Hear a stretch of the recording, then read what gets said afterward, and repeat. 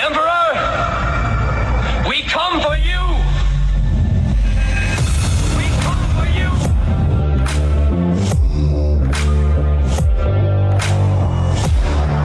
Did IQs just drop sharply while I was away?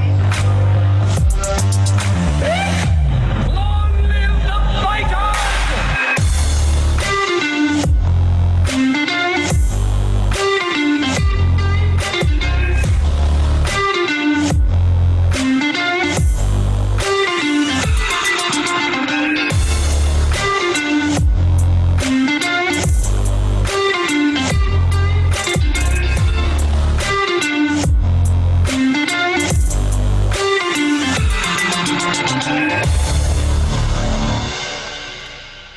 Is that better there, Jason? Did you like that one this time? Oh, that's better, Big Papa. I like that.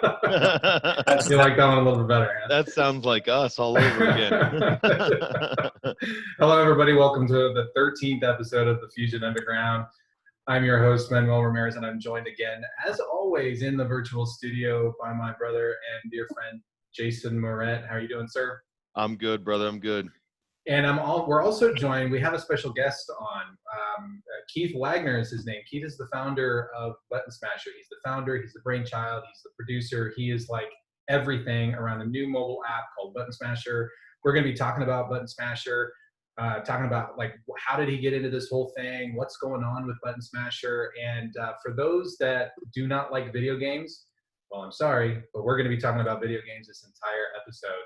Why not? Because Keith's platform, his application is all about video games. So we thought, why not? We're in between seasons still. So let's make the whole thing fun. We're just going to make it fun. No, we're not going to be talking about COVID. I got yelled at that last week too. And I'm not going to rant about teachers either. Boo. Yeah, boo. So here at Fusion Underground, we try to make sense of the world by having principled discussions about such topics as entertainment, current events, politics, and culture. Our mission is to educate people to become critical thinkers so they can live more empowered and happier lives. As always, you can find all of our shows out on our website at fusionunderground.net. We're on Facebook at facebook.com/AZFusionUnderground. And you can catch us on YouTube, Anchor, Breaker, Spotify, Google Podcasts, Radio Public, Stitcher. And you can send us hate mail. Contact at fusionunderground.net, or you can look us up on Twitter at the FU Brothers. We're out there as well. So yeah, it's a lot of fun. All right. So you know what? One thing that we end up doing, we do this from time to time, and we have to be really careful, Keith, is we'd like to do these things where we call them palate cleansers. That's what Jason referred to them as palate cleansers. And it's just a way to kind of set the stage and to have a little bit of fun. And so I'm always looking out. Well, one, we have to be careful because sometimes we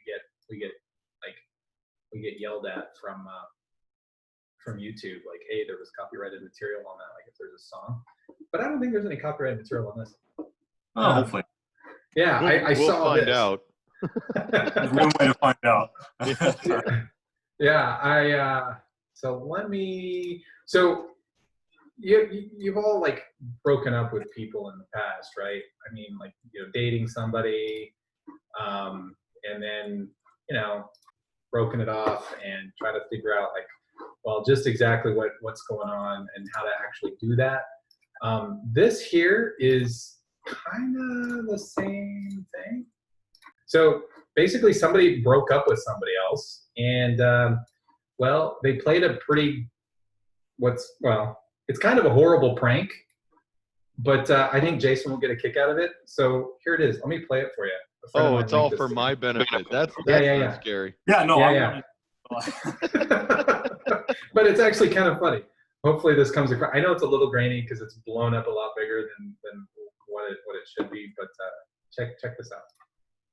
Oh wait, why don't I have sound?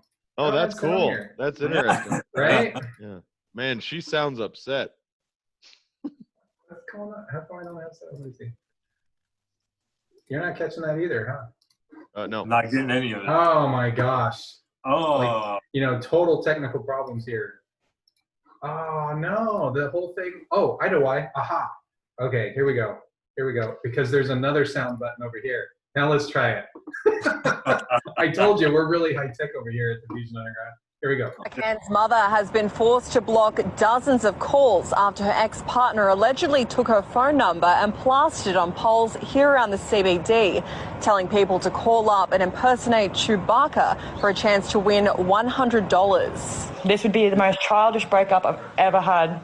Like, all he had to do was be mature and go, I don't love you anymore, I want to move on. The calls have been waking her and her 3 young children up at odd hours in the evening, and they're yet to stop.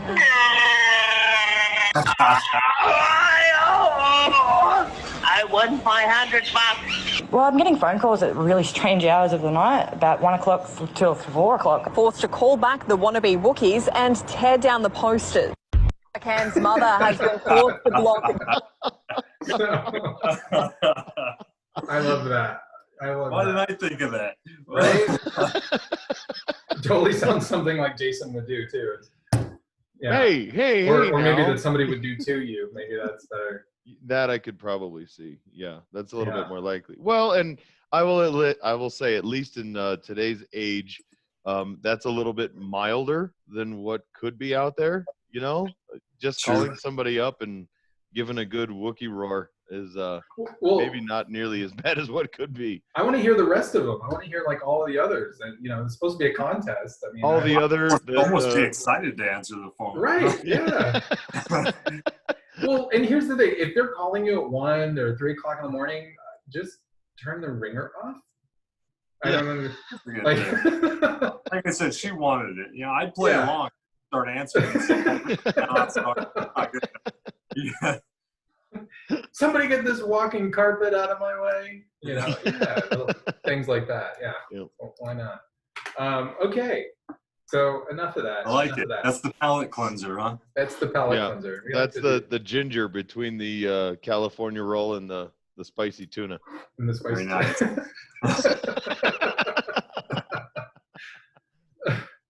So you know, you produced this application, Keith, called Button Smasher. Why don't you tell us a little bit about it? I've been playing with it today. Actually, I downloaded it was a week or 2 ago, and I was trying it out, and then I downloaded it. I mean, I didn't have to download it; it was already on my phone. But I logged back in. I was playing around with it. You've got a lot more stuff out there now. Why don't you tell us a little bit about your application?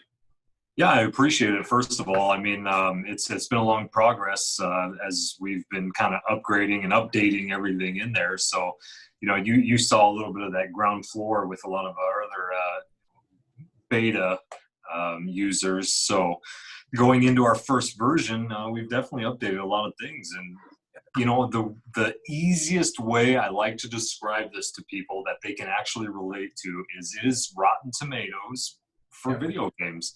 It's an unbiased aggregate review system that, you know, it really sort of turns the world on its head as far as the industry goes, because there's plenty of stuff out there. The market is saturated when it comes to unique individuals putting out their 2 cents, you know, but there's never really been something that takes all of it, good, bad, unbiased, bias, and sort of puts it into one system. Yeah. Well, and I like that as a gamer because I love playing video games. I play video games too, all the time. Well, not all the time, not as much as I would probably like. But one of the things that I noticed in there is you have you've got a weighted system, right, from the critics. Yep. Can you explain what that's about? Well, first of all, before we get into that though, I want to just kind of talk briefly about how this works. I mean, you've got people that, like, as a user, me logging in, I can find games and then I can review them, I can rank them, etc. But then you're also comparing that to the critic side. So can you talk a little bit how you're bringing all this together? Yeah, there's a lot of avenues that sort of come together and meet up in one, but you know, they all have their very distinct purpose. Me being a gamer, obviously, also, I really sort of took my time to figure out what was missing out there and what I would want to, you know, use daily. So like you said, being a gamer, the biggest thing that we did separate from everybody else is we gamified the review system. So going in there, you create a profile and you basically start out at a 0 level. And as you start reviewing and upvoting, downvoting, going through the platform and doing actions in the platform itself, your rank goes up. So you're actually leveling up 1, 2, 3, 4 in the system. So it's perfect for gamers to actually go in there, and it sort of gives you trophies, you get tiers, you get accolades. It's really unique in the way that we've motivated people to leave reviews. You know, it's not just your average angry customer going to chew out the restaurant they just ate at. It's definitely more of a going in there and playing and having a purpose to go in there and do these reviews. So that being said, the main reason that we have a weighted system is for that review progress. When you go through, basically we're vetting you as a reviewer. You know, when you start out at level 1, your weightage is definitely not as valuable in our proprietary algorithm, our system that we created, as somebody who's been there for 2 years rating video games on a consistent basis. So we've really kind of cornered our own market, and we're able to come up with something that not only is fun to do, but it's practical. The answers, the reviews, the system that we're building all has a purpose, like I said. So it's not just, you know, this girl was paid X amount of dollars to go in there and leave nasty reviews or really good over buffed reviews. Yeah. So as you said you got to play around in there a little bit. I'm kind of curious. What'd you think, and what have you been seeing? Well, I love having everything right at my fingertips and scrolling through. I particularly like the function of, you know, being able to look at upcoming games, but then also what people are saying about those upcoming games in one spot. Because if you go out to, I haven't really been so voracious about getting video game reviews as I was in the past. But you know, even a few years ago, I was always having to go to multiple sites to see, well, what did IGN say, and what did Kotaku say, and what did Polygon say, and you know, and trying to triangulate and trying to, you know, to figure out, and you know, the ability to go to one location and to get a sense of how not just other gamers are rating something, but also critics as well, because I use Rotten Tomatoes all the time when there's a movie coming out, or if I'm thinking about, well, what movie do I want to go see, or is there something, you know, playing on, even if it's just on Amazon Prime, you know, it's like, well, what did Rotten Tomatoes say about this before I waste my time on it? I could see that your app being a very similar way, because it's a one-stop shop to find out information about the application, which I really like. So one of the questions that I had, though, because as I was playing around with it, you really do get the sense that it's like Rotten Tomatoes. You know, there was it last year sometime? Maybe it was during, I want to say it was during the Captain Marvel debacle. Oh, yeah, Black Panther and Wonder Woman. Yeah, and I know Rotten Tomatoes shut down the way they were doing, the way people were able, like just regular fans were able to do ratings of films. And I know even Netflix, they used to have that star system, and now they just went to a thumbs up or thumbs down on the show. And these platforms were doing that because fans were basically bombing these sites and driving the reviews down. How are you trying to, I guess, protect from that, or is that even a concern for you? Yeah, you know, that's always, especially in video games, that whole ecosystem is full of trolls. You know, everybody loves to go on troll. That's one of the biggest things. Now, we kind of have a two-part answer to that. One being that obviously we have a really great, you know, back end as far as software and our security goes. So we're not going to get a lot of those fake reviewers, those fake buffs, or overly, you know, a little heavy sometimes on the negative reviews. We're weeding a lot of that out with, like I said, our vetting system. You know, if somebody's coming in there and our system snags them as being sort of ungenuine, we can definitely tell right away. It doesn't take long at all. That's one of the things we're actually real proud of, is that proprietary algorithm back there that catches these people doing this kind of thing. Not to say people don't leave, honest, super negative or positive reviews, but our system will be able to vet them and see, if it's a trend that they do or whatever the case may be. But the second part of that going into it is sort of like you mentioned, where we have a two-part rating system, one being the users and the second part being the critics and the platforms that are already out there. So we aggregate or collect both of those answers and give you the two separate reviews. So, not too long ago in the gaming world, not so much as Netflix or Rotten Tomatoes in the movies, but we had a game called Fallout 76. And now Fallout 76, not to pick on them or anything, there's been plenty of others, but, they really had a really big, exaggerated, everybody wanted to play that game, and it really came out with a 5 out of 5 and 10 out of 10 everywhere you would look. And as the users started playing it, and the gamers, myself, all the other ones, they realized that really it didn't live up to what it was supposed to be by any means.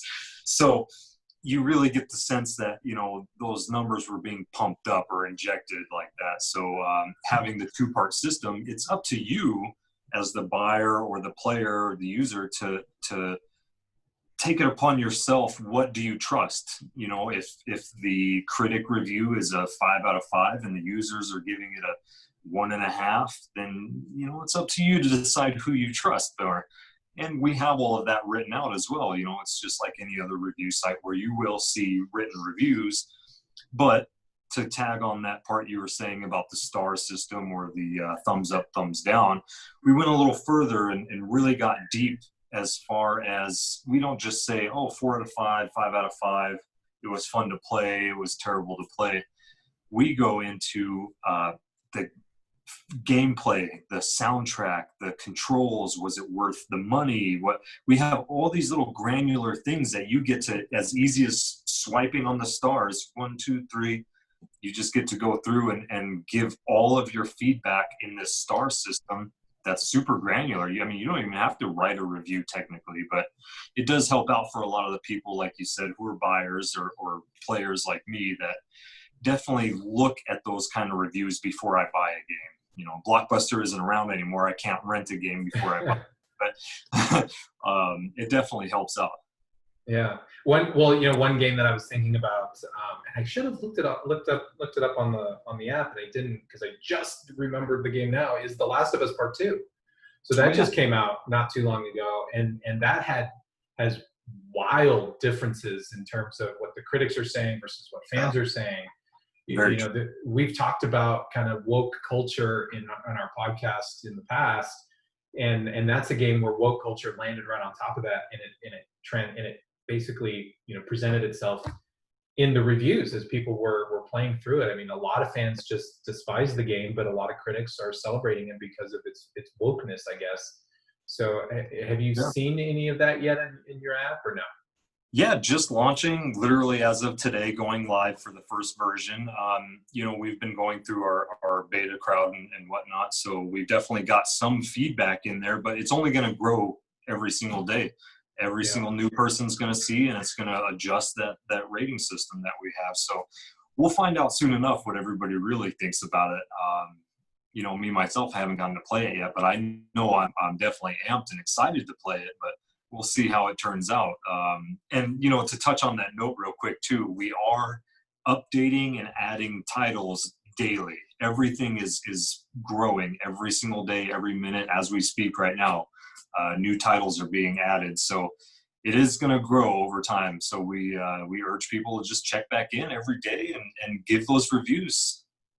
Well, and it'll continue to grow as more and more games get released. Yeah. Oh, it's not going anywhere, and especially with the pandemic, I think gaming right now is kind of hit an all-time high.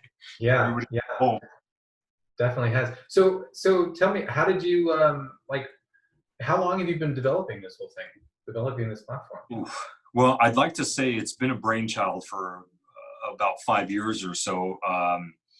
going everything from writing on the bar napkin all the way up to finding our first couple of developers and getting it up to what it is now has definitely been a progress.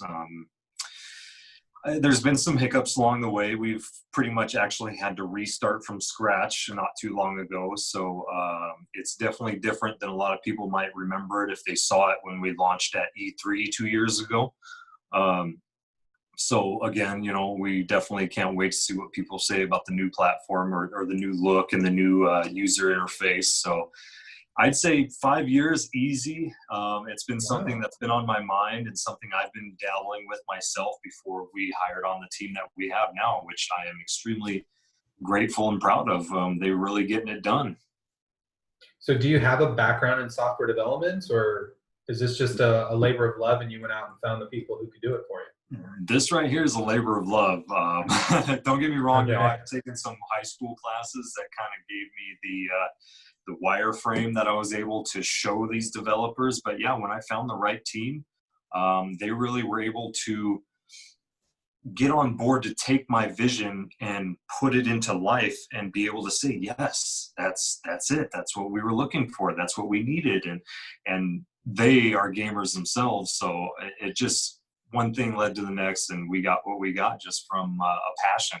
All the gamers coming together and creating what they knew they needed.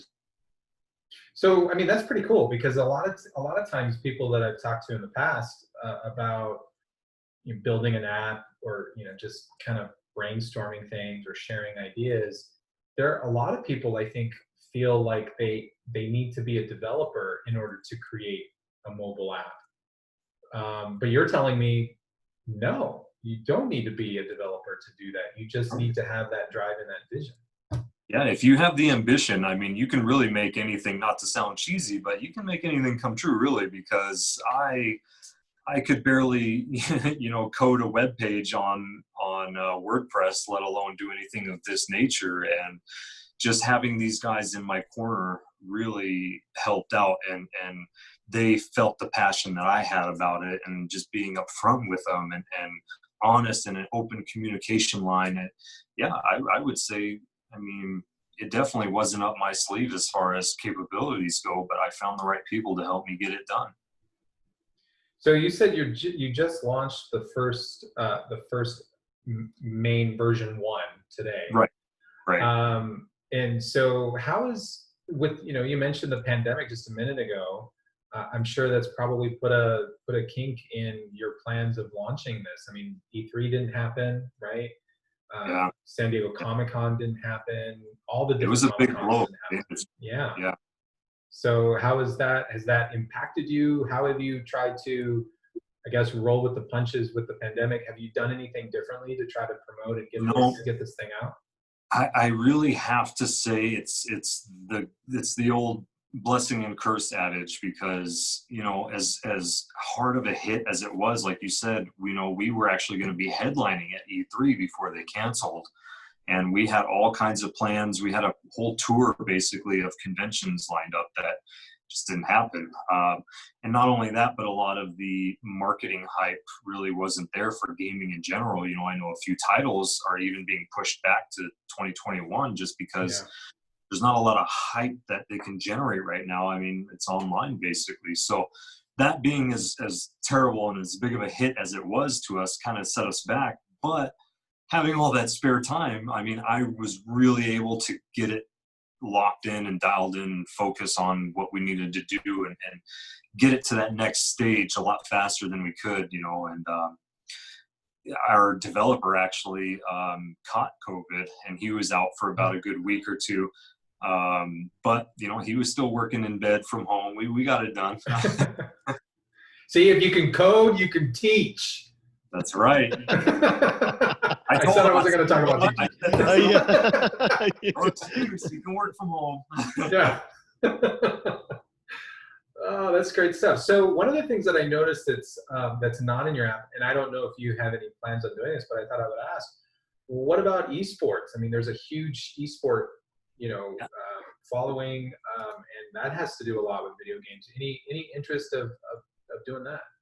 Yeah, absolutely. I know esports really, again, the pandemic kind of took its toll on it. Not a lot of mass gatherings going on out there. You can do a lot of it online, but definitely hitting just about anything you can think of, esports, even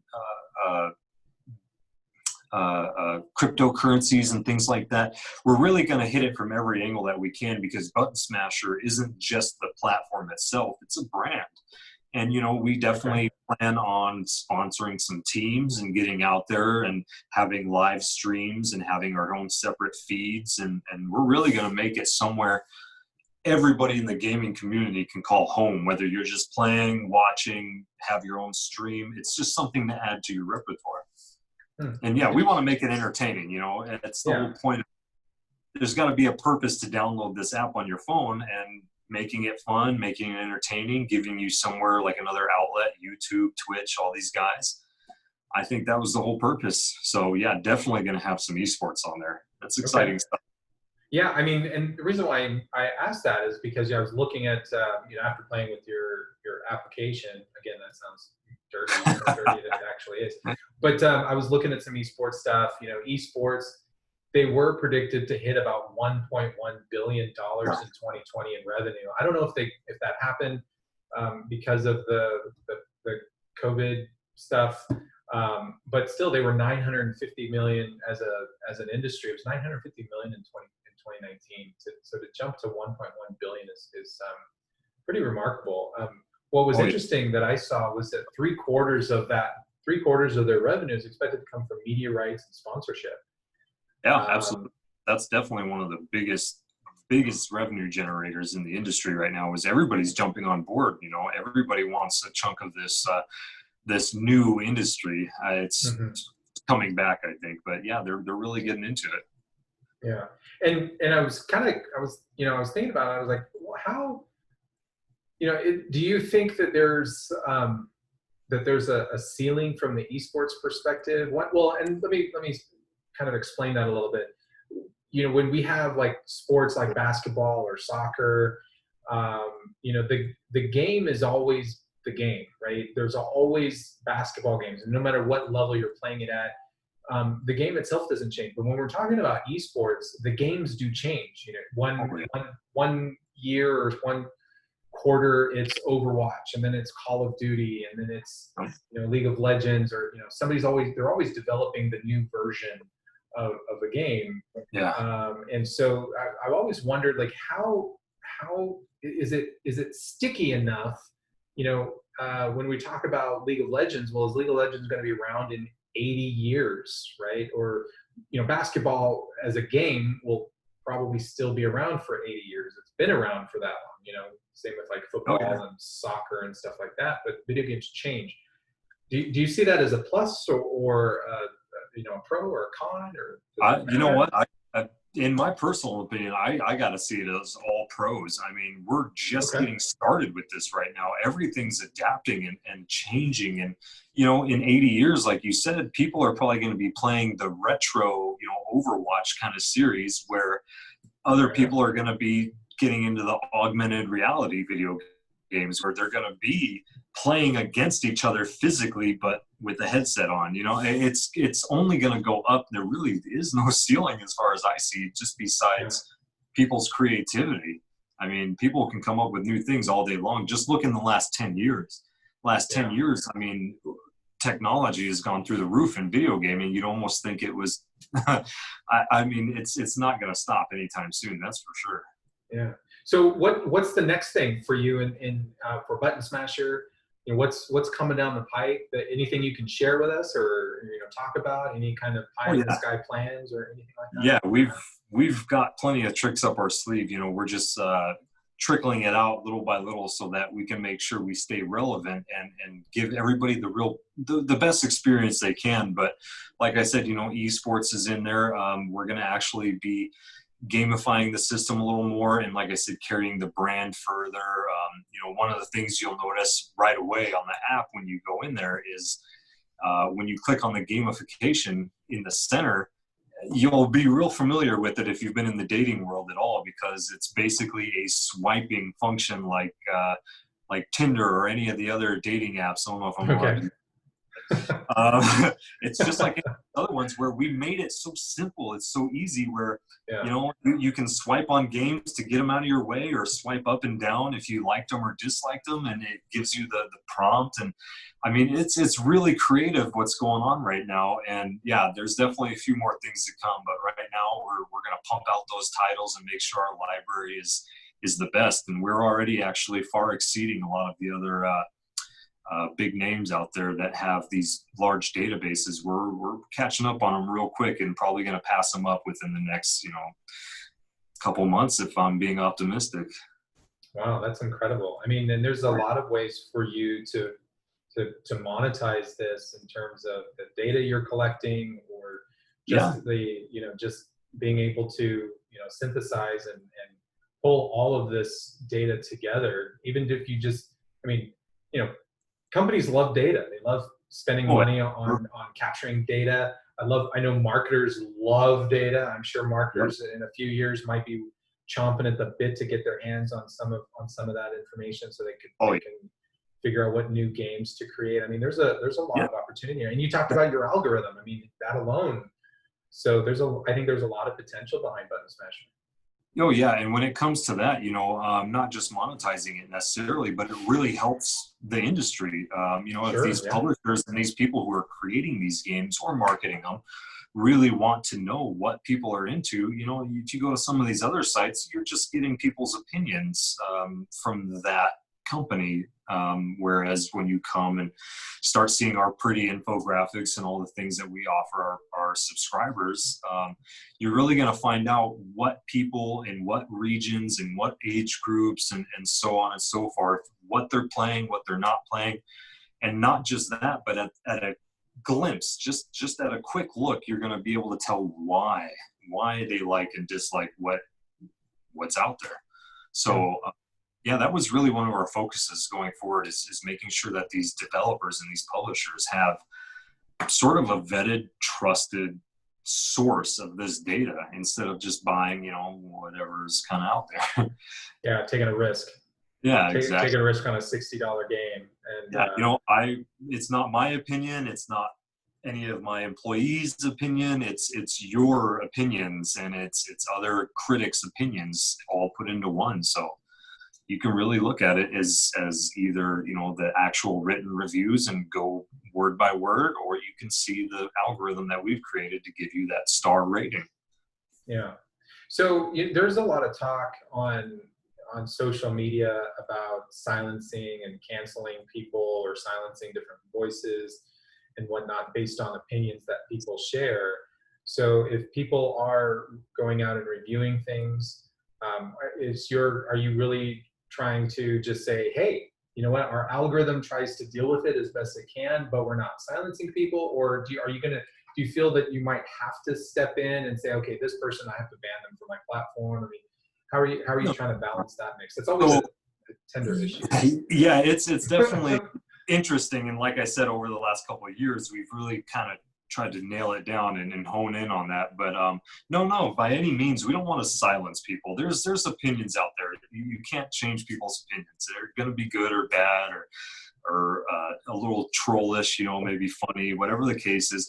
The biggest thing we're looking for are the spammers, the people who are creating multiple accounts, the people who are trying to overdo it on excuse me, buffing up or dropping down certain games with multiple accounts and so on, like I said. So I can't change people's opinions. If Jason hates a game and you love a game, your guys are going to tell us all about it. And then, you know what, that's even better, because then when, player 3 comes in to read, they're going to have both of those to look at and gauge for themselves. Yeah. Okay, good stuff. So where can people find your app? Well, you can start off by just going to buttonsmasher.com. It's just like it sounds, and you can download it from there, or run around the internet a little bit and check it out on the site itself. You can see everything. It's all free. It's a totally freemium kind of platform. No ifs, ands, or buts. No paid to play. Nothing like that. You just create an account, go in there and start reviewing, doing your thing. And you don't even necessarily have to create an account just to go in there and check it out. So I would say start at buttonsmasher.com. Otherwise, you know, just search it on the Google Play or the App Store, iOS. It's out there. So start downloading, guys, and we appreciate all the feedback and being on the ground floor with us, as we're only going to go up. Yeah. Can you get it on Amazon Kindle, or is it just for Apple and Android devices? Apple and Android right now, as we start seeing the necessity for it, absolutely. We're definitely going to even go into those window phones and whatnot, you know, so we'll make it work. Cool. All right. So, thanks for talking about your app. I mean, like I said, I think it's a pretty cool app. I had a lot of fun. You know, it only takes a couple of seconds to figure out how to actually use it. Yep. So it's very intuitive. I found that to be really nice about it. You have a ton of games out there. And like you said, you're adding a ton over and over again. So I can definitely see this being a go-to spot. You know, tell me about this game. Oh yeah, absolutely. Not only that, but you'll have, so if you think about it like a social side of it, you know, you're going to have, you can follow reviewers themselves. So, you know, if this person that you really like their opinions, if they play a lot of racing games and maybe you're really into racing games, you can actually follow the other users. So you'll get their opinions first and really kind of trust them if you want. And that gives you the opportunity as a reviewer to build a new community, build a new crowd, you know? So sky's the limit for that. And me being a gamer, like I said, I can't reiterate enough. I use it for a reason because, you know, I created it, but because I am a gamer. I am all about, you know, getting on the sticks and having a good time. So what games are you playing now? Anything interesting? I'm catching up a little bit. You know, I was trying to find that PS5, but there's no pre-orders yet. So I'm still running around on the consoles. But I just finished the new Doom Eternal. You know, that's a hack and slash. That's all action, man. Let me tell you, I actually love that one because it's just, as soon as you turn it on, it's nonstop. It's almost a little much. But, you know, this here too, like I said, that's where it's at right now. I mean, geez, half the demographic right now are older than me because, you know, it's people playing games on their phone. It's mobile. It's easy to get to. It's casual. Yeah. So I've definitely been playing some things on there. The new Mario Kart. I'm addicted to that, man. Of course, Pokemon Go. I'm out at the park all day long. Take a break. My girlfriend's trying to find me, and I'm like, no, babe, I'm not catching Pokemon. You know, I don't play mobile games. I don't play games on my phone. Well, the only games I play on my phone are like crossword puzzles and mahjong and boring games like that. I know. That's kind of how I feel. But I'm a big PC gamer. I just finished a game called Rise, Son of Rome. I know it's been out for a while. It was on consoles, but I picked it up off of the Steam sale, and I played through it. It's a very short game. It's only about maybe 6-7 hours long. But if you've ever played any of the Batman Arkham Asylum type of games, it's kind of along that same vein. I really got one of the biggest complaints that I had about that game was the fact that you kill the same fat barbarian like 1,000 times because the developers only use like 3 people for their models, and like one was like, but here's the thing, like, so when you would do like this combination, right, you do these combos and then you can like execute them, and then it zooms in and it goes into like this slow-mo, and it's pretty badass, and you're just like jacking dudes up, right? But then I would like zoom in and I'm like, okay, I'm tired of looking at the same fat barbarian with the long hair and the goatee. Well, you know, maybe enough people play it like you, they can afford a little better graphic department next time. But I love it. Yeah, and you know, it's still hooking you, right? So that's what.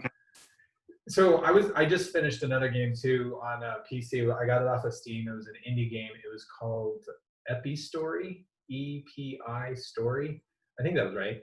But it's a typing game, so it's this little fantasy-based. It's like little fantasy world. It's a little storyline that you follow. It's like, you know, maybe 10 hours worth of gameplay. But when you get into an area, like to solve puzzles, you have to type, and then you get into these situations where there's a bunch of creatures that are approaching you, and you have to type words, and some of the words are just like 2 or 3 letter words. But Does then, it use autocorrect or I might no, like if you're typing and you type like half of the word and then you keep mistyping, you don't. So you get credit for like every letter that you hit correctly, but they're moving toward you, and you have different spells. So you have like ice, which freezes them in place, and then fire, which burns them and does additional damage, like a damage over time. You have a wind power that blows them back, and so you get these different powers, but you have to switch between the powers, and you switch by typing words. And then, but then you're getting surrounded, and you're just getting like bombarded by all these creatures that are trying to attack you. And you have to type freaking fast to get them all.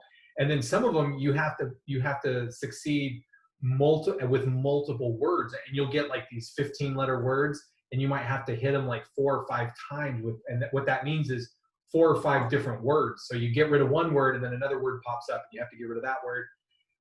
And it can get pretty darn stressful for just it's not just your WASD. It's not your usual. You got the whole keyboard now.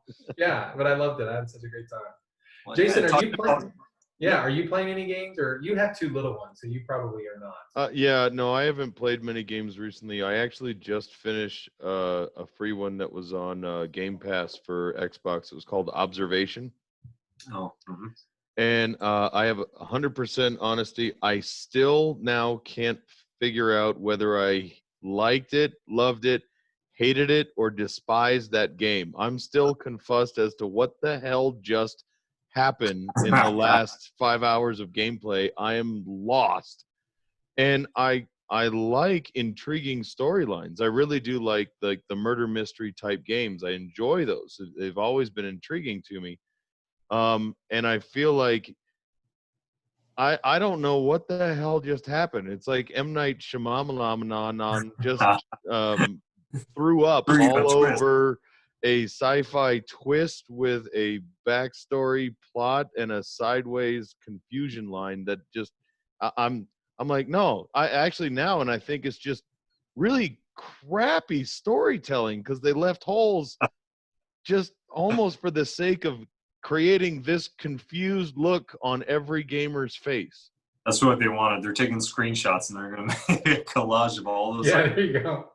Yeah, so, because it was just bizarre. So I wanted to ask you, go ahead. The puzzles in the actual gameplay I thought were uniquely intriguing. It was, I like puzzle games that you have to go along and actually solve puzzles in order to progress in the story. And they were very different from every other puzzle type game that I was used to. So it kept me interested to see how they were going to move it along. And then they had a storyline. You remember Top Gun? I went like this, and he went like that. And I said, where'd he go? And said Hollywood said, where'd who go? That's what I felt like the whole dang game. So, yeah. But he was inverted. Yeah. Yeah. So I wanted to ask you guys, what favorite gaming moments? Do you have any? Oh, man, there's good ones out there. You know, I think a lot of them socially came from before online was even out, and you're playing at home with friends, you know, and they come over after school or whatever the case may be and play with you, and you're there with them, and you're like, oh, did that just happen? Oh, you know what I mean? Like those moments I really miss, but you still get a lot of that. And I miss the good old couch co-op moments. I'm with you, Keith. There's something special about that. That no matter, I think, how much we try, online gaming doesn't quite offer the same type thing. But has there been a single gaming, like, have you been playing a game that has just left you dumbfounded or shocked or just touched emotionally, like, oh my God, I can't believe that just happened? Oh, you know, not to be too recent, but that first Last of Us game, man, that really got me with that storyline and the ending and things like that. You know, I think because it was so cinematic, it's easy to relate to, but man, that one, they did a good job with that storytelling on there. You know, I can think of a million games that really kind of got to me, but that one recently is right off the top of my head. Jason, how about you? Well, there's been a few here and there. I mean, there was moments even in a game that wasn't overwhelmingly amazing, like a BioShock. You know, the ending of that left me kind of wowed. But I would say, Would you kindly? What? Would you kindly? That's the word. That's the phrase that he uses to always get him to do what he needed to do. Yeah. Yep. Would you kindly? Go ahead. I would say if I had to pick one, I would have to sum it up probably in the last 2 Mass Effect games. Yeah, there you go. Where you actually, I mean, I got goosebumps on my arms just remembering it. You know, you created such a personal connection with some of your crew that there was some really touching moments that left. I'm not saying I'm an overly sentimental guy, but man, I had to turn the game off and go take a break because I couldn't see the TV anymore because I was crying. I mean, who does that? But that was real, man. Yeah, it was there. For me, one of the things that I always think about a gaming moment is in Mass Effect 3. And I remember sitting on my couch playing that on the Xbox, whatever it was at the time, 360 or whatever. I don't remember which version it was. 360. And I think we can talk about this now. That we've surpassed the spoiler time frame, right? If you don't know by now. Yeah, and there's a moment where in Mass Effect 3, for those who remember, you're on the what's the race that were like Tali's race that they're anyway Tali Zora. Remember Tali Zora? The blue. So in my playthrough, Tali Zora, she was the one that she had to wear the helmet the whole time with the certain atmosphere, because if she took it off she would die. She was in there in all 3 games. She was in all 3 games, and I killed her. You're getting Jason. I killed Tali Zora. You're one of those. I didn't do it intentionally. So the Geth are invading, and it's like her race and the Geth are fighting, and there's another Geth that you've befriended, and he's trying to hack into the other Geth, and he's trying to free them, and she's pleading with you, please, Shepard, don't let him do this, don't let him do it. And then, I was like, no, just wait, just hold on. And she takes her mask off, and then she just jumps off the cliff. And I remember when that happened, I was like, what just happened? Oh my God. And then, Shepard runs and jumps and slides and tries to grab her, and he misses, and she falls to her death. And I was literally I was dumbstruck, and I thought, I can't play anymore. I just have to, I can't do it. It's hard. It's not like watching a movie. It's one step more because you're invested. You're creating the movie basically as it goes. And oh man, the Mass Effect definitely really struck us some chords. Yeah. Hey, when's the live action going to be? We need some, right? Need some of that. That would make such a great movie. I was muted. Yeah, she was a. Yeah. She was a card, so the blue race was the Asari. I just want to make sure that we're on the same page. No, it wasn't the Not that I played that. But the Asari were different. The Asari had the ones that they never mated with. They were all women. That was the blue Asari. Yeah. Keith was mentioning, was that the blue race that you were talking about? No, that was the Asari. That was the Asari. Yeah. Keep up, Dr. Ramirez. I can't remember the name of Tali's race. Oh, it's gonna bug me now. I think I lost it when I lost Dr. Solis. Oh my God! When he's singing, going up the elevator. Oh, dude, yeah. That reminds me, way off topic, but you just going up the Metal Gear Solid Snake Eater. I don't know if you've played anything. I never played that. That one. Same thing, the ending, the music, the cinematics, but you were climbing up this tunnel, this long shaft at the end. It reminded me of the same thing.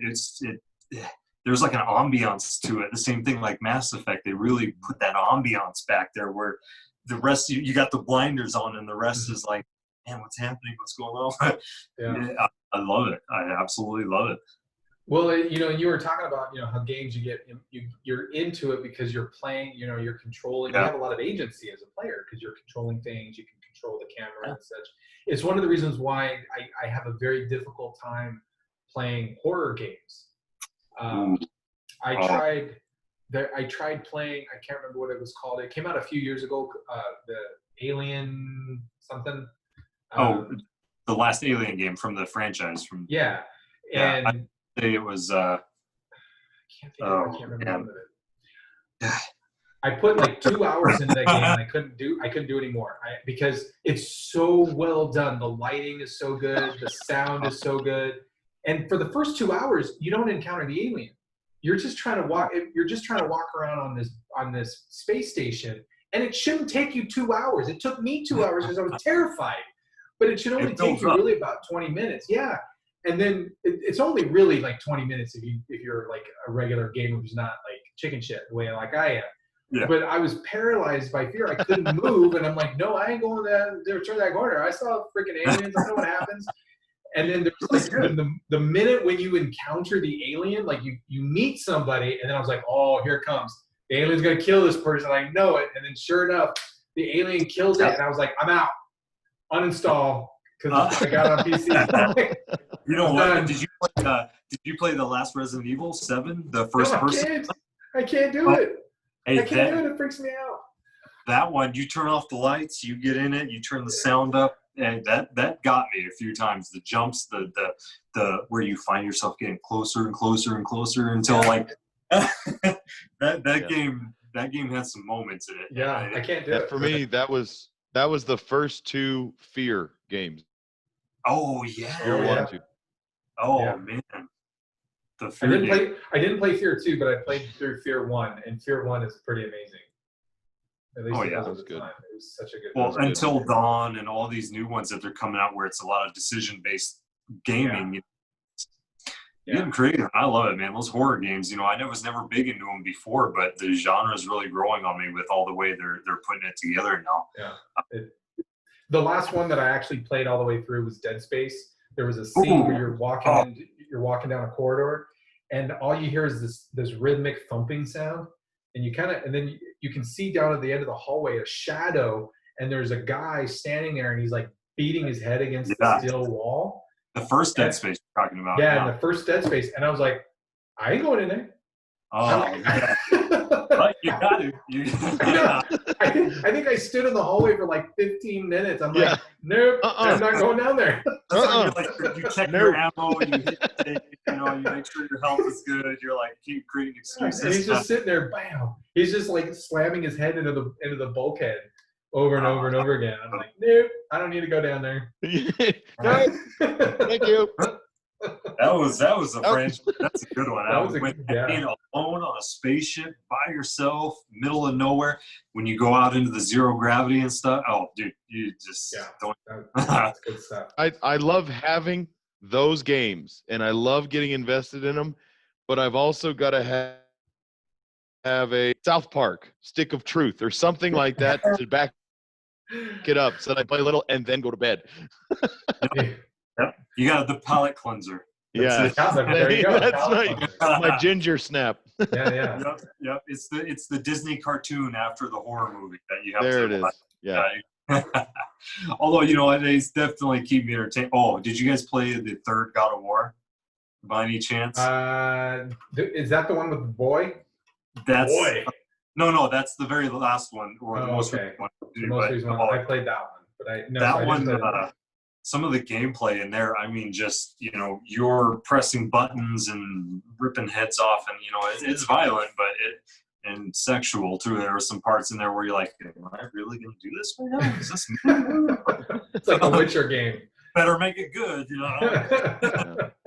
Yeah, absolutely. It goes always, but, I like the little mundane ones, too. I got to have some mind-numbing games in my repertoire. Yeah.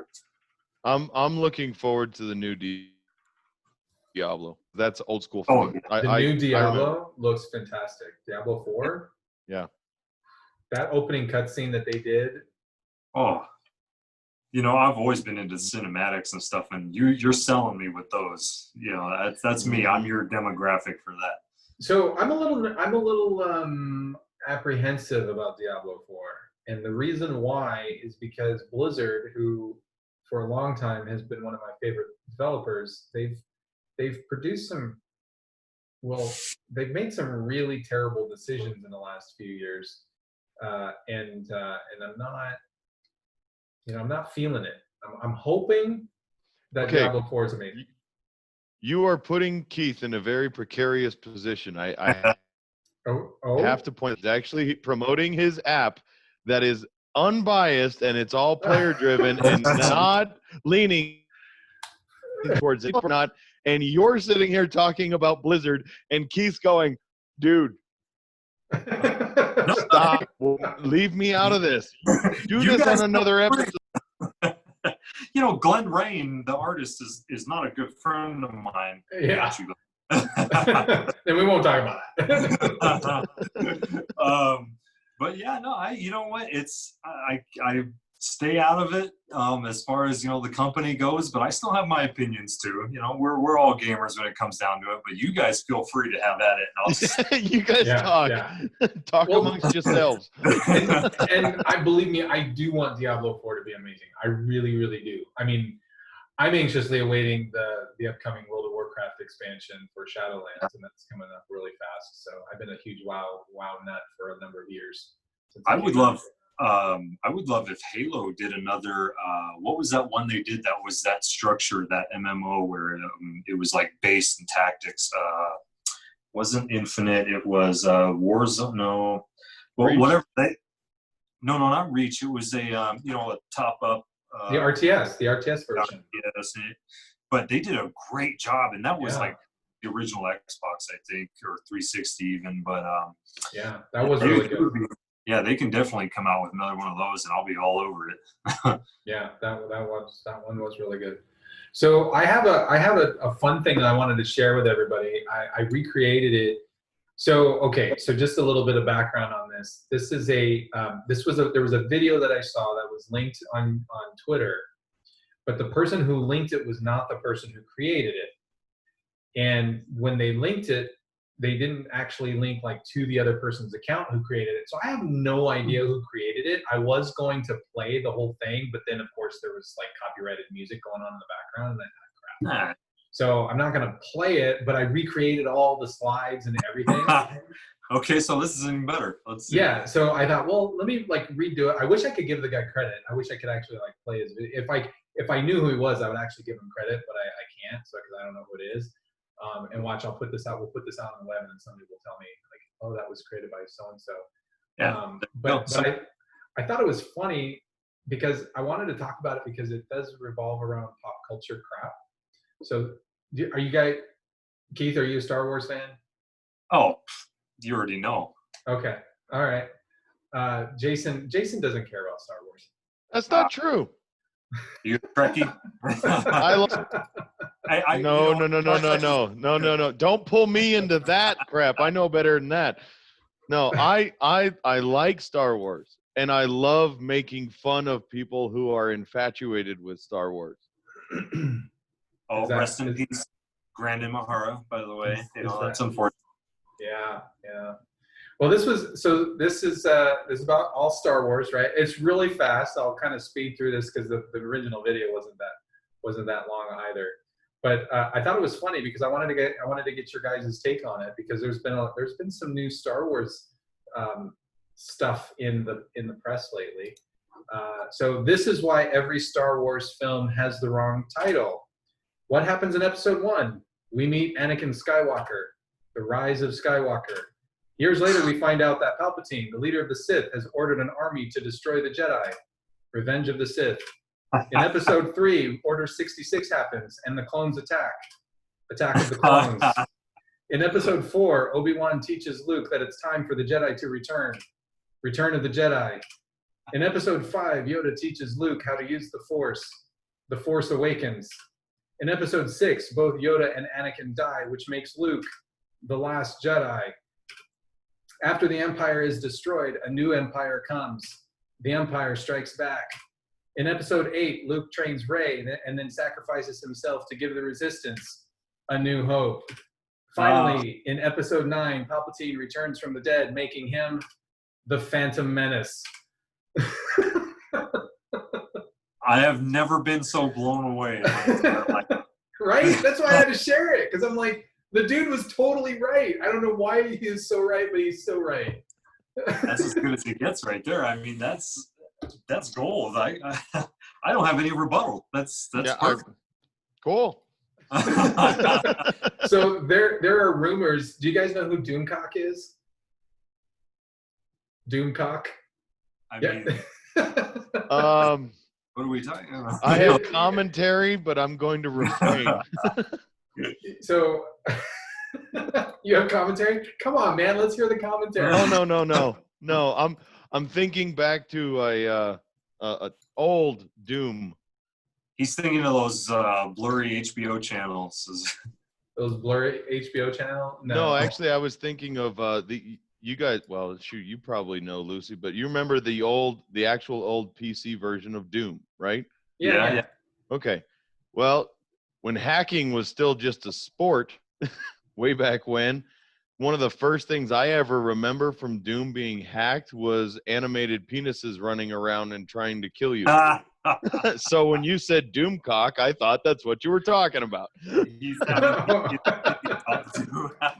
8-bit pixelated penises coming at you when you're trying to shoot them or cut them up with a chainsaw. No, this is Doomcock. This is Doomcock, live from the center of the earth. He's a villain, but he has it's quite amazing. Like it's really interesting what the internet has created in all of this. So this is a character. Nobody knows who. Well, I'm sure a few people might know, but as far as the internet is concerned, the internet has no idea who this guy is. He does all of his videos like this, and he shares a lot of information coming out of Hollywood that's supposed to be like, insider information. And he was pretty much spot on when the last, I think might have been the last 2 Star Wars films, definitely in the last one and in the final, episode 9, might have been with episode 8 as well. I mean, he was releasing rumors that were happening and spiraling around Lucasfilm at the time. And he was spot on in all of his assessments before the movie ever came out. So he knew like the whole plot before it ever launched and all this kind of stuff. I wouldn't be surprised if it was Kathleen Kennedy under the mask. Wouldn't that be a hoot? Yeah, I was going to say either that or it's Lucas himself or something. But he's been talking about how Doomcock's been talking about how Disney is hurting so much because of Star Wars. I mean, they paid George Lucas something like $4 or $5 billion to get the rights, and all they've been able to do is barely break even. I think they still haven't actually broken even yet on their investment. So it's been a total. Star Wars has been a gigantic turd for Disney, and now there are rumors coming out of Disney and out of Lucasfilm that Disney is thinking of redoing the last trilogy to basically get rid of it because I think Disney is finally realizing, according to Doomcock, that the last trilogy is just a stain on the franchise and has really hurt them. I mean, even before the pandemic hit, nobody was going to the Disneyland experience over there at Disney World. Nobody cared. Nobody's been buying the toys. Nobody, it made money. So while the trilogy made money, it did not make stupid money the way they thought it was going to. No, and it didn't have the same nostalgia. It didn't have the same feel to it. I mean, I'm sure everybody and their mother says the same thing, but it was definitely noticeable. Yeah. So there are 3 rumors that he has revealed that Disney is currently floating around. One was that one is to bring George Lucas back into Lucasfilm. I just saw that actually. Yep, and basically have him recut the film, but maybe recut it or maybe add some additional scenes that change Luke Skywalker's actions from the last film. So that was one. I would love to see them do that because I think it would be a total train wreck if they did that. Oh, yeah. Poke, World burn. poke. World burn. It would be an absolute disaster zone. Yeah. And it would just, I need that. I need Disney to just say, oh, we're going to make all these changes. Look at how we screwed up even further.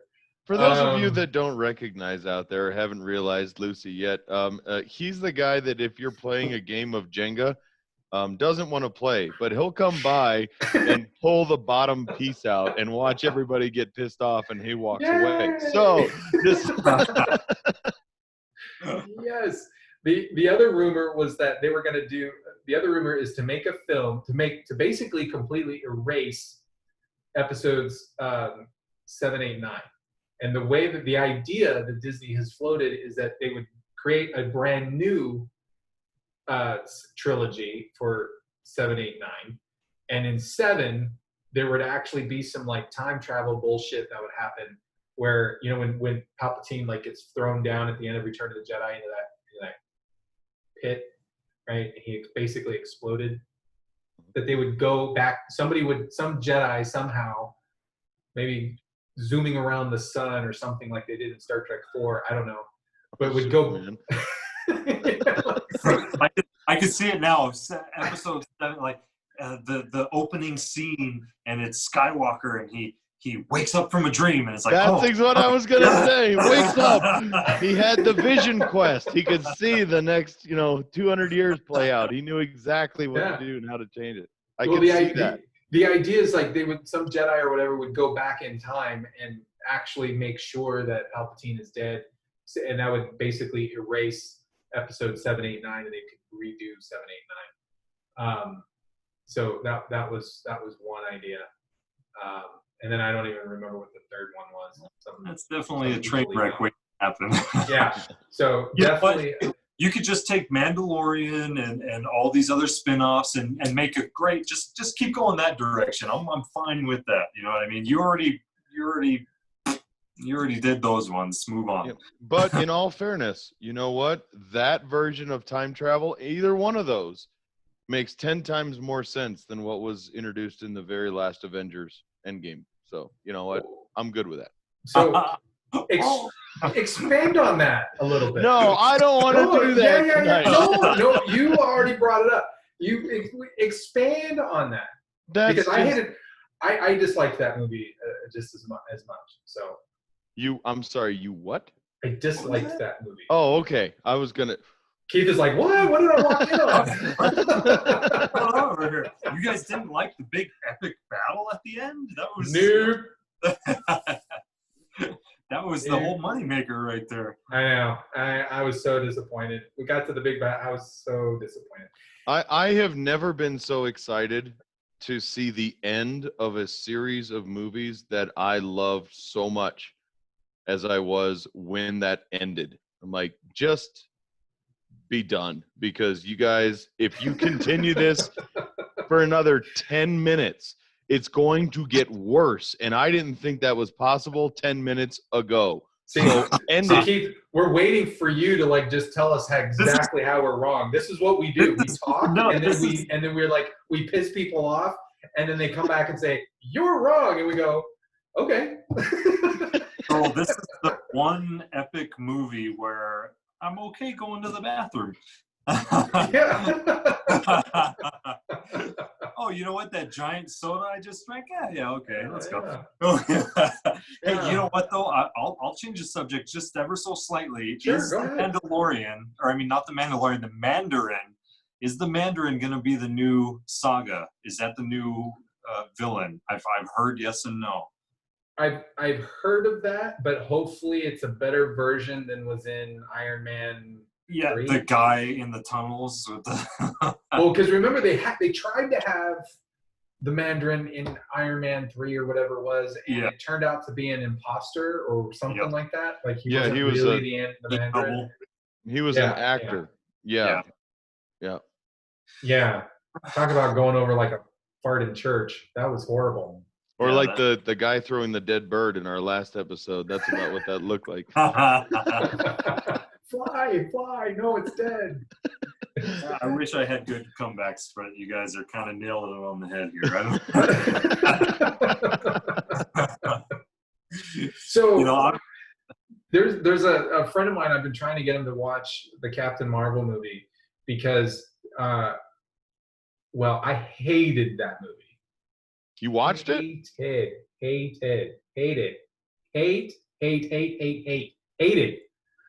Yeah, I could not stand that movie. It was just so bad. But Yeah, you I watched it. watched it. Oh, okay. Well, I went to the movie theater to see it. Captain Marvel. Okay, so the character of Captain. Yeah. Okay. Right. We're gonna do this, mother. Okay. So. I was in that same disappointed theater too. Okay. So Carol Danvers is Captain Marvel, but before she was Captain Marvel, she was Miss Marvel. Before she was Miss Marvel, she was also binary, and she was Warbird, but that's neither here nor there. I've always loved the character of Carol Danvers. I was really excited when I heard that they were making a movie with Carol Danvers. And then I went to the movie theater and I was like, what the hell is this crap? Because Brie Larson couldn't act her way out of a wet paper bag. They could have replaced her with a 2x4 with an angry face drawn on it, and the 2x4 would have done a better job of acting. You know, the acting, the climactic, I'm doing air quotes, climactic, you know, and all of it, and the secret unveiling of, you know, the cat scratching the eye. It's like, yeah.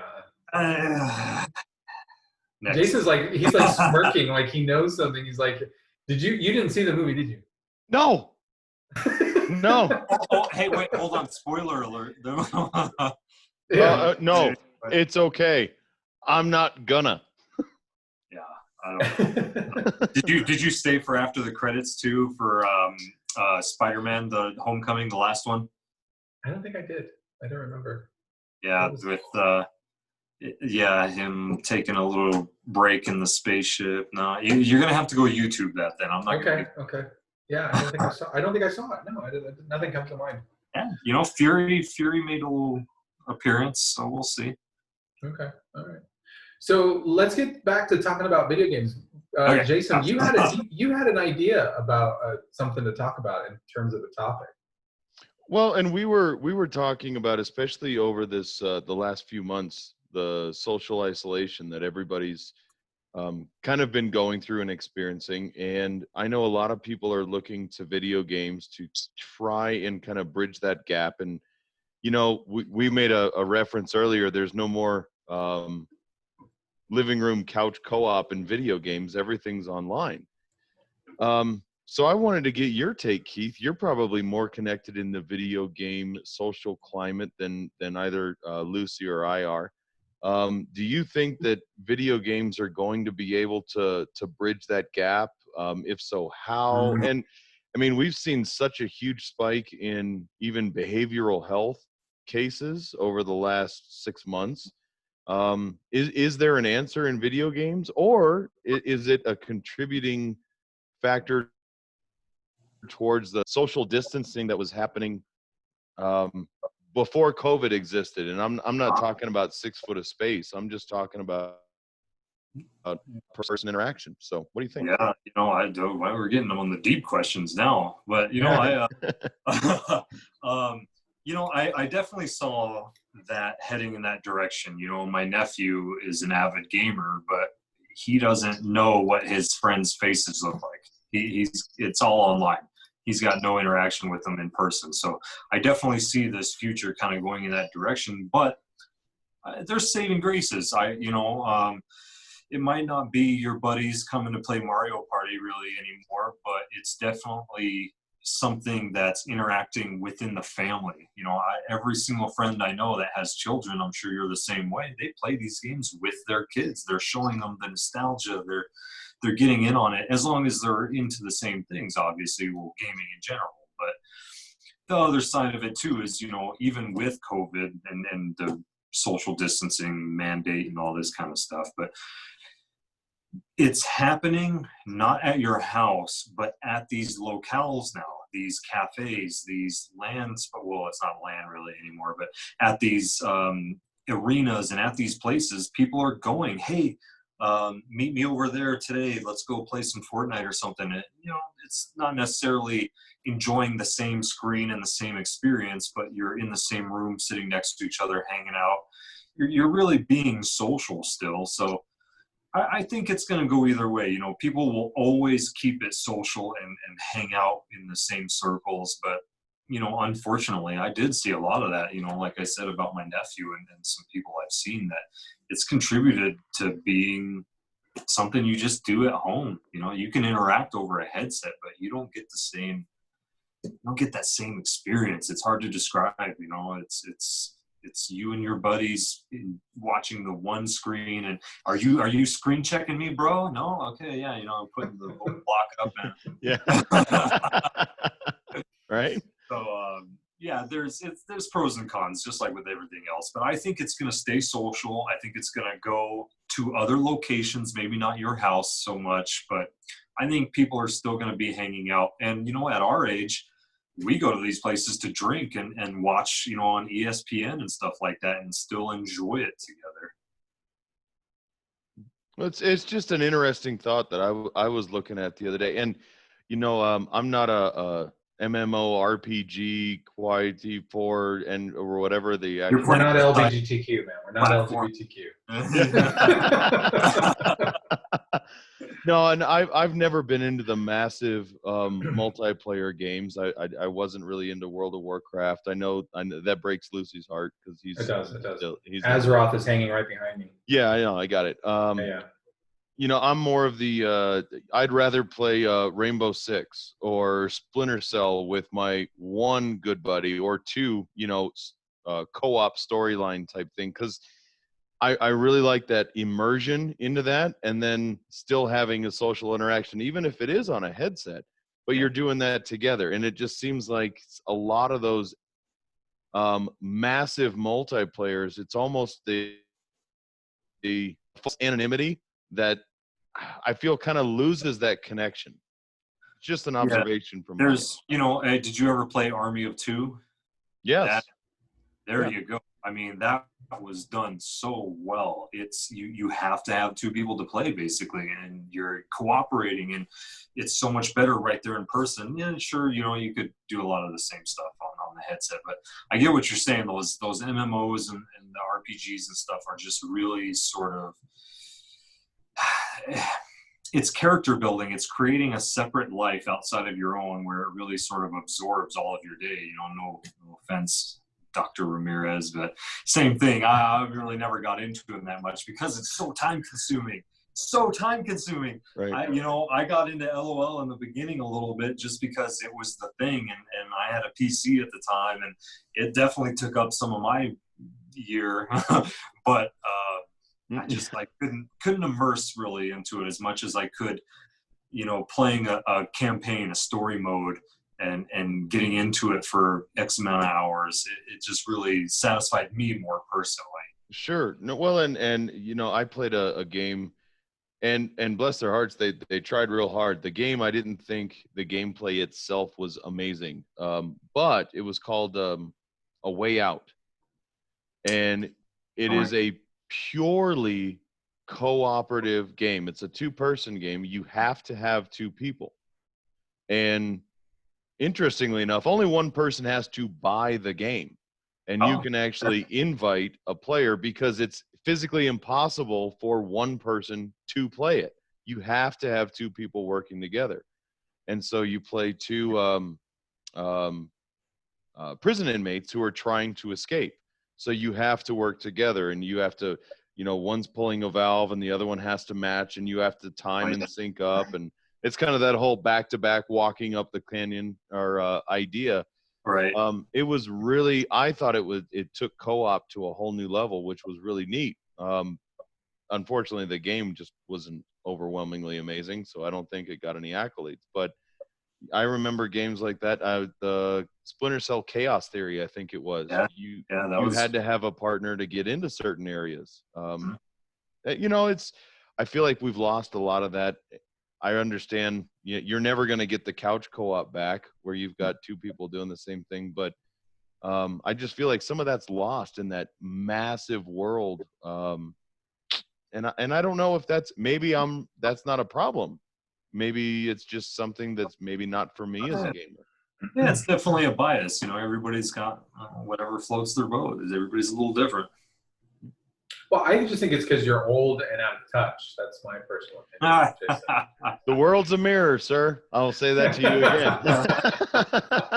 again. Well, when I was at the height of my playing World of Warcraft days, like 2 weeks ago. Well, no, years before that. Is that why this interview? Yeah. I used to do raids, and what were called raids, and they were 40-man raids at the time. So you'd have to have 39 other people that you would have to get together. And Leroy. Yeah. The old Leroy.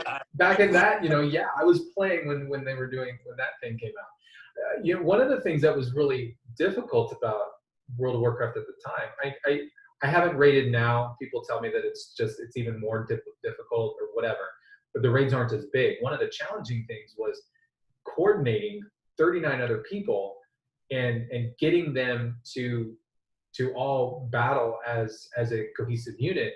And many of the battles are actually pretty complex, where the raid has to shift at a specific moment in time. There are certain visual indicators that tell you that you have to do that. But now, rather than just your partner and coordinating with one person and saying, okay, we got to go over here, you have to do that with 39 other people. And if people do it incorrectly, then the whole raid wipes, meaning everybody's dead. And I never met any of my guild at the time that I was in. I've never met any of them face to face, but I'm still friends with all of them. Yeah, it definitely builds connections. I mean, even if you look at Destiny now, going in on raids and stuff together, it's the same concept, maybe quite, not the same numbers, but yeah, it's a friend building kind of game. And you still get some people in there. I might not like to grind on Destiny as much as everybody else, but yeah, I mean, we're talking like 2006. I know WoW came out in 2004, but I think it was right around 2005, 2006 that I was really raiding. That's now 14 years. 14 years have gone by, and we have. It's like a high school reunion, right? There's a Facebook page that we have, and everybody's part of that Facebook page, and the people post pictures all the time on there. And of course, the raid, the guild changed over the years, and a lot of us went our separate ways, and then other people came in. So there are people that I don't even know. But every once in a while, I'm really surprised when pictures come up, and I'm like, oh, there I am. Like, there's my character, right up front, and when, especially if all of a sudden I get messages on Facebook with people tagging, hey, you remember when, he did this? And I'm like, oh yeah, they're talking about me. I remember. you got your inside jokes, Yeah, exactly. So I'm still friends with a lot of those folks, and I wish them happy birthday when their Facebook, when it comes up on Facebook. When it reminds you, yeah. Well, of course, when it reminds me, yeah, exactly. Like all of my other high school friends. Yeah. But yeah, there's still a sense of camaraderie. Now, MMOs have changed a lot over the years, and in some cases, in some cases that same type of camaraderie doesn't always exist in MMOs, especially in World of Warcraft anymore, because of the changes that they've made. But I like Jason, to your point, you were talking about like one other person. In MMOs, what's also nice about them is you could do small little dungeon crawls with 5 people, and you can get 4 of your other buddies together. And when I was playing WoW all the time, I'd get 4 of my other friends together, close friends that I actually know, like who live here in the Valley, and we would play. And that's just a fantastic time. You're on voice chat, and you're hooting and hollering and screaming and yelling at one another, and don't stand in the fire, you dumbass, and all that kind of stupid stuff. Well, and I'm not hating on any of those larger platforms or saying anything of that. Actually, it was more kind of the opposite, I guess. When I got locked up in my house earlier this year, and I had work that I was trying to do remote and kids that I was dealing with, I didn't get to jump on video games. But as the extrovert that I am, I didn't have that guild. I didn't have that large group to be able to socialize with in a normal sense. Now for those groups, they're not seeing each other face to face. I mean, you might have people who are halfway across the country or world even, you know, that's the only interaction that they have and what they're used to. So I think for people like that we're able to still get online, connect in the same manner they always have, interact in the same way they always have, perhaps they were actually less affected by that social isolation than someone like myself was. And for me, it was detrimental being at home even for 3 weeks. I mean, you cannot cage a social butterfly like me and not see negative effects. My wife was telling me, you need to find someone to go do something with before I hit you over the head with a shovel. So, I mean, you could have come down to Phoenix, but you didn't do that. No. Someone to connect and go. Going down to Phoenix. I would rather go see Captain Marvel in the movie theater. Hey. Shots fired. I'm feeling a lot of loathing here. Not for you.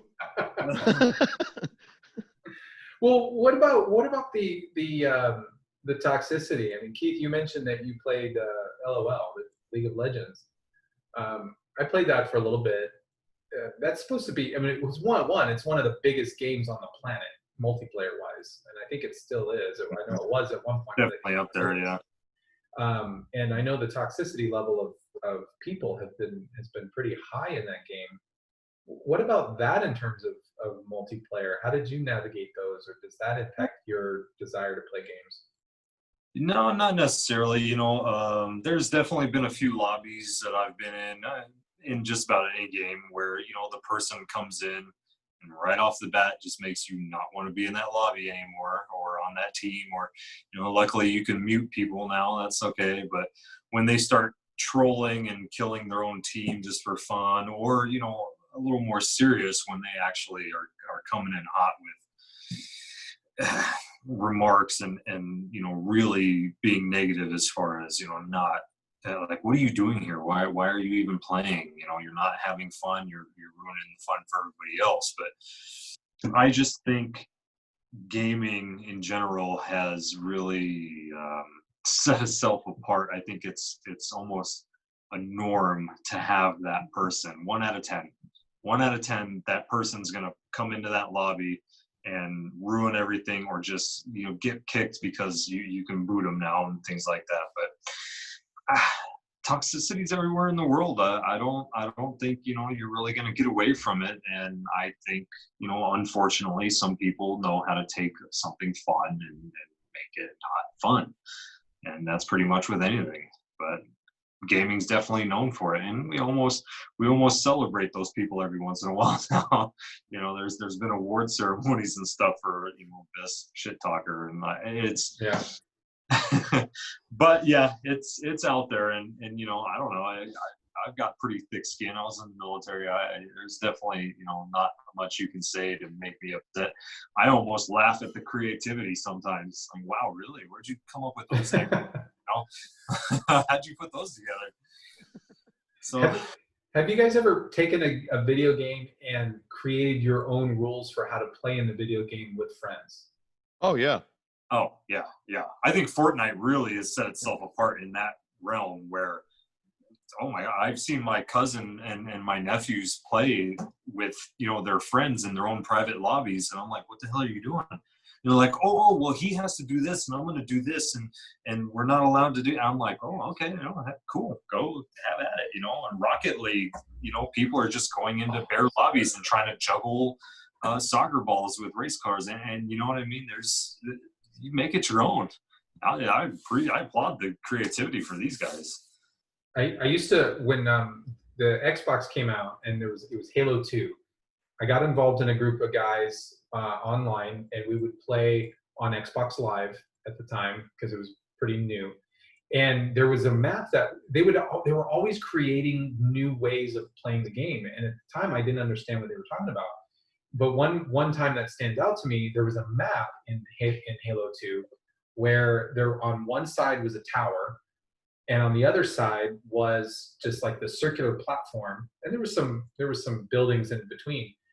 But at the circular platform, what it was just like a gigantic trampoline. But it would shoot you straight up into the air, right? And they created in Halo 2, you could actually specify what types of weapons you could use.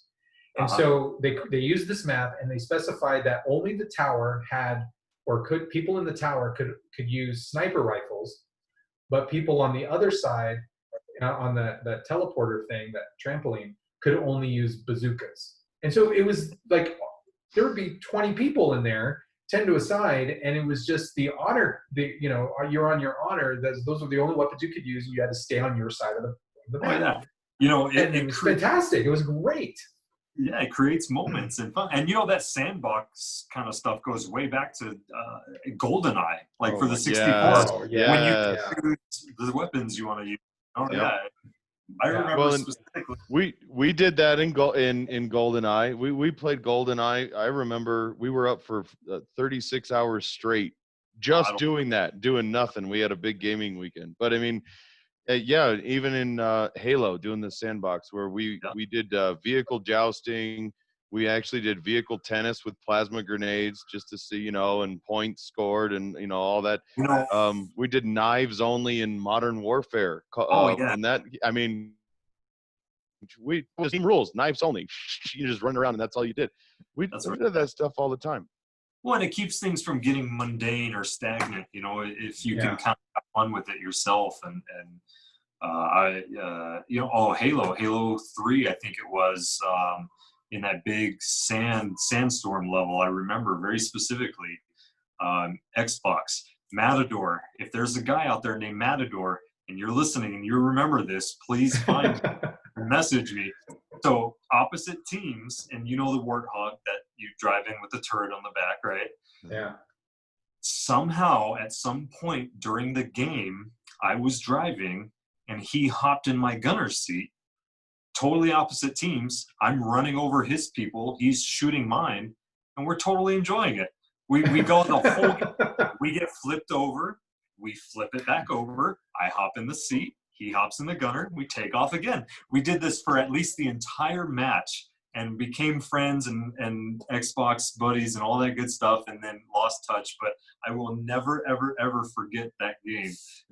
That's fantastic. Well, and I'll be honest. I had some of my buddies, and I'll call them my couch co-ops that kind of almost ruined Halo for reasons like that. And I couldn't play Halo after a certain period of time. But yeah, and that's why Red versus Blue. If you guys remember those, I still get a kick out of those because of moments. I mean, like what you're talking about, Oh yeah, no, I remember going through like YouTube and looking for like the funniest moments of like plasma grenades, like the funniest sticks where they throw it across the map and it gets somebody or something randomly. Like that's great. It's hilarious. Yeah. I wish I played games where we could do that more, but I just don't. What about like board games? I know there are a lot of developers who are creating board games in video games.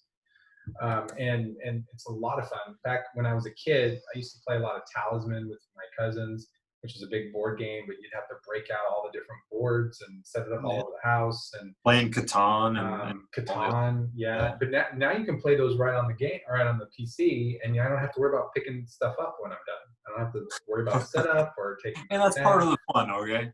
Yeah. when you lose all those little pieces and you have to make your own, that's part of the fun. The more and more we keep talking, I think Keith and I are on a much closer wavelength than you and I have been. I think so. Yeah. The beard. That's the beard. It's the beard rash. Keith, Jason, and Chuck Norris. We're all going to sit around in a room and play Monopoly. We probably won't. We're all going to have Boardwalk. That's just the way it's going to go. That's just the way it's going to go. Everybody gets Boardwalk. All right. Well, Keith, it's been a pleasure having you on. I really had a lot of fun. I hope you enjoyed coming on. Love to have you come back again in the future so you can talk more about Button Smasher and what you're doing. Anytime you want to come on, man, just let us know. We'd love to have you. Yeah. Jason, do you have any other questions or comments for Keith? I think I did, but I'm good. All right. My pleasure. When we get some updates coming in pretty quick here, I'll make sure we reach back out so we can let the world know, although hopefully they'll all be on there already watching. So, I would say, just keep gaming. Don't let it die out. We're all going to be grandparents one day playing, and they're going to make fun of us, but it'll all be there still. And it's buttonsmasher.com, correct? Buttonsmasher.com. That's where they can find you? Yep. Download it on any app store that you have, Android or iOS. And stick with us. Like I said, every single day we're going to be updating, adding new things, and taking that feedback that we get and just making the app better as we go. So it's like I said, it's your community, it's your guys' app. Fantastic. So like I said, the show will be up. We're recording. This is going to go live on Tuesday. So if you're listening, come Tuesday, Wednesday, definitely go out to Button Smasher and check it out. And on behalf of Keith and Jason, I'm Manuel. You've been listening to the Fusion Underground. Thanks, everybody. Have a good night. Thank you.